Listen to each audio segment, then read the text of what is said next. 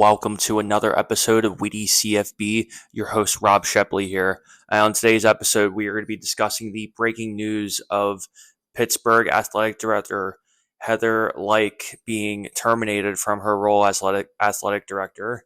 She's been there since 2017, and by all accounts, I've been talking to some insiders who cover Pittsburgh extensively, and this definitely comes as a shock too. I mean, they did hire Joan Gabriel from Minnesota. She's been the chancellor at Pittsburgh since 2023. So there definitely has been a little bit of turnover on that regard. But from all accounts, she's very well liked. She's brought in a lot of great coaches outside of football. Men's basketball has definitely been accelerating. There's a $250 million Victory Heights program, which is primarily for the what we call, Olympic sports or, the non-revenue sports, I guess is the better terminology. But Pittsburgh has definitely been expanding on that front as well. And, in general too, from the football front, I mean, obviously they do play at Heinz Field and there really isn't anywhere particularly to put a football field near the campus. But, over the past, 4 or 5 years, so Pittsburgh has taken a lot of strides and to really try to bring the athletic program, up to standard for the ACC. Obviously, when they're in the athletic conference in the Big East, it definitely, I guess, in general, was sort of a more of a bottom tier conference in general. But they've adapted pretty well to the ACC for the most part. I think a lot of people tend to underestimate that. Pat Narduzzi and the Pittsburgh Panthers won the 2021 ACC championship, only a couple years ago with Kenny Pickett's last year. So it's not like Pittsburgh's been irrelevant for, since the early 2000s with Dave Weinstadt and all of those guys. So I mean, it definitely goes to show that there's definitely been an evolution in terms of Pittsburgh sports, and and money being definitely invested in that. However, I think a lot of the criticism surrounding Heather Lyke is particularly towards the NIL and the fundraising portion of being an athletic director. There's a lot of, generally speaking, as somebody who has had family who's graduated from Pittsburgh, as somebody, I live in Philadelphia, so I'm not very far away. And also, a lot of my family, grew up in the Pittsburgh area too. So I really try to follow the team as extensively as possible. And, generally speaking, I thought she was well liked. She conducted herself well. She, I think, did her best to, try to find that balance between making sure the non-revenue Olympic sports are taken care of, but also trying to get as many resources and bringing that stability into the football program as much as possible. And going back to the kind of the criticisms or where we're only speculating here because this is relatively breaking news. This just happened yesterday morning, so there's still going to be a lot more details coming out in terms of the reasons why. But for me, at least, there seems to be three different reasons why Heather Lyke got fired in this sort of scenario too. I think first and foremost, the most obvious reason that would come to mind for me is that Pittsburgh, in particular, has been really slow adapting to the NIL fundraising era of college football.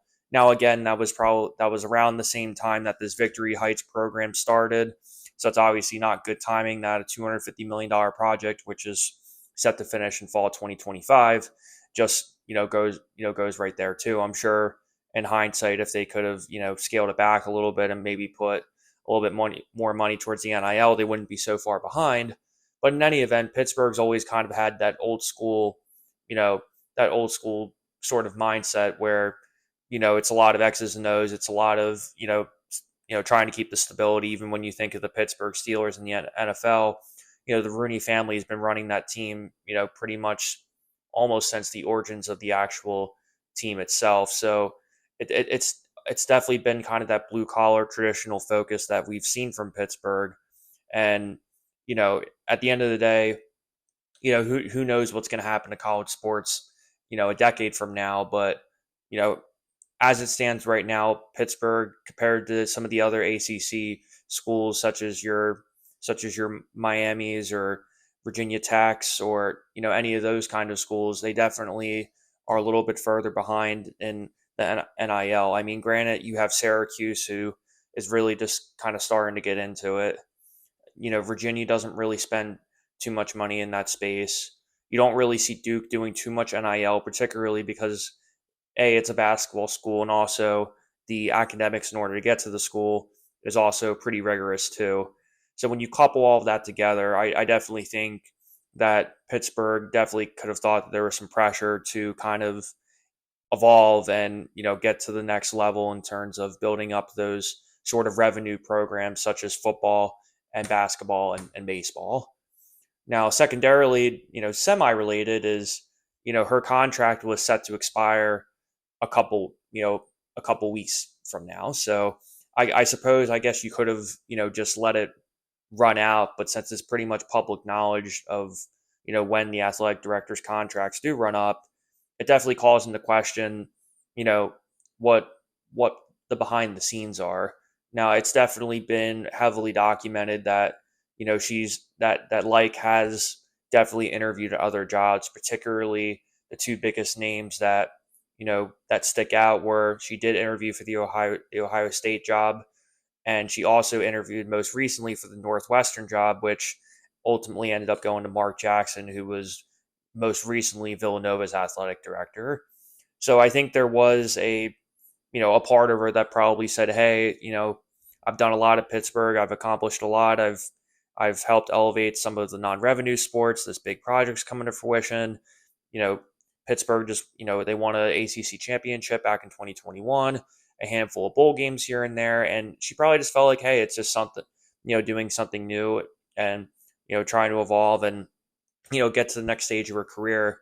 And I guess in a sense too, being an athletic director, it's in terms of the ups and downs or the valleys and all of those sort of things that in general there is sort of a lot of turnover in that field where schools are always going to be contacting your people, and it's really ultimately up to you to make sure that you can keep them as long as you can. And we see that with head coaches in college football all the time, particularly the group of five schools and the top coordinators are usually getting poached, whether it's the group of five head coaches are getting poached to become coordinators, or vice versa. If the coordinators feel that they should be head coaches by now, sometimes they go to the group of five schools, or maybe you take a more of bottom a bottom tier power four school. So it really just kind of all depends in general. But I do believe in general that she was searching for a new opportunity. So you can definitely argue it definitely sort of felt it was more of a maybe the writing was on the wall, and she knew that she wasn't going to stay anyway. But at the same time too, it is certainly possible that she will pick up right where she got left off, and get another job elsewhere as well.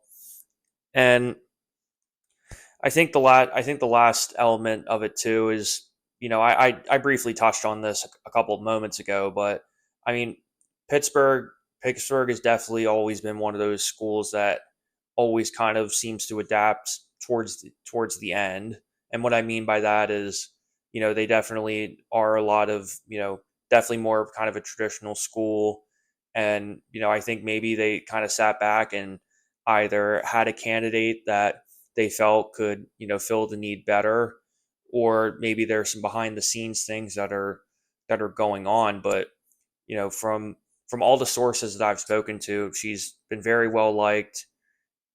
She's done everything possible to try to get this program as as good as she can. But in this day and age of college football, where you have the NIL and you have the fundraising, you have all the boosters. If you're not tapping into that as much as you can, it's definitely going to eventually become a problem where you have your basketballs and your footballs and your baseballs, and you're hoping that the profits from all of those sports are ultimately trickled down to be able to cover the non-revenue sports, the Title IX sports, and kind of everything filtered in too. So with that said, it definitely sent a big shockwave, particularly at the timing of it too. You're just getting started with football season, basketball season's coming up in a few months from now. So it'll definitely be intriguing to see who they bring in, but also in terms of the stability of those revenue programs as well. Obviously, I think I've said this in my preview in Pittsburgh a couple months ago, but I do believe Pat Narduzzi is a great coach. I think he's an excellent motivator. I think at times his recruiting could be better, but I think he is a well liked coach. I do think he's somebody that generally, recruits do want to play for, and it definitely would be a little bit of a disappointment if they did decide to part ways with him, considering that he has shown, unlike maybe the past couple seasons, he has shown an ability to adapt by bringing in Western Carolina's head coach to run the offense now, and we even saw that when they were playing Cincinnati too. We definitely saw a lot more spread looks. You saw Eli Hortstein being able to run out of the pocket and be mobile and definitely spread the field that way.